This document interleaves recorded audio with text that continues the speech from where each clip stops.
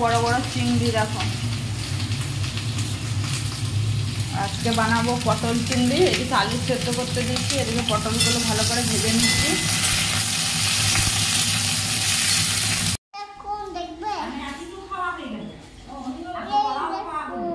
বাবরে পটল শসা নিয়ে এলে দোকান থেকে কিনে?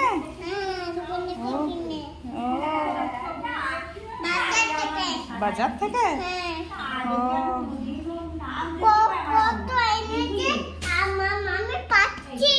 তুই আনতে পারছো না?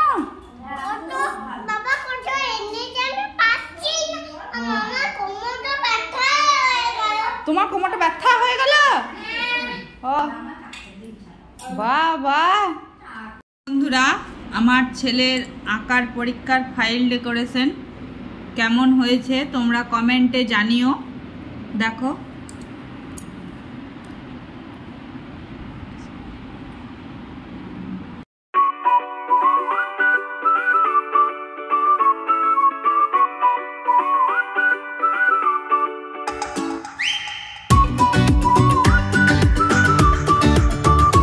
আমরা টোটোতে চেপে আছি, ছেলেকে পরীক্ষা দিতে নিয়ে গিয়েছিলাম। আমি আবার বাড়ি এসেছিলাম, তো আবার যাচ্ছি আনতে, পরীক্ষা শেষ হয়ে গেছে। দেখো মেয়ে আর আমি টোটোতে চেপে আছি। পরীক্ষার সব পরীক্ষা আঁকার পরীক্ষা ছিল, তো তোমাদেরকে তো দেখালামই। আর এই দেখো ব্লগটা আমি তখন আর কন্টিনিউ করতে পারিনি, কারণ ছেলেকে নিয়ে চলে এলাম। ছেলেকে আনার পর আর আমি কাজ ছিল, একটু ব্যস্ত হয়ে গেছিলাম। তাই দেখো এই স্নান টান সারলাম, এই স্নান করলাম। তারপরে রান্না তো আমি করে গিয়েছিলাম, রান্না তখন মাঝে এসেছিলো, তখন রান্না করে গিয়েছিলাম। আর সেরকম এসে নিয়ে শাশুড়ি মা ভাত নামিয়েছে, আমি শুধু তরকারিগুলো করে চলে গিয়েছিলাম। আর আমি স্নান করে ছেলে মেয়েকে স্নান করিয়ে খাইয়ে দাইয়ে দেখো ঘুম শুয়াইছি।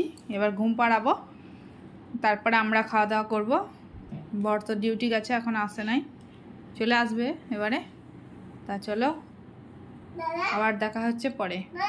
এখনকার মতো আবার খাওয়া দাওয়া করবো, একটু রেস্ট নেবো, একটু ঘুমাবো, দিয়ে বিকালবেলা একটু বাজার যাব, দিয়ে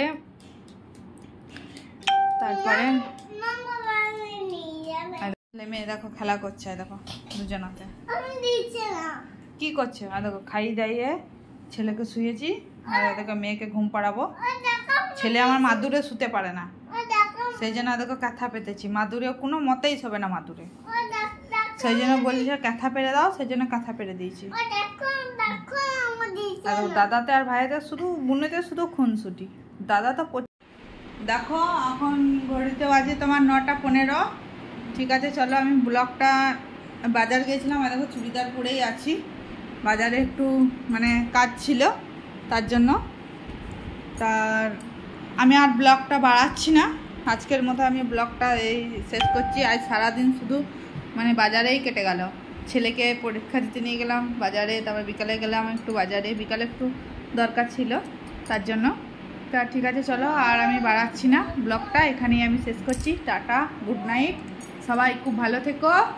আবার দেখা হবে কালকে নতুন ব্লগে।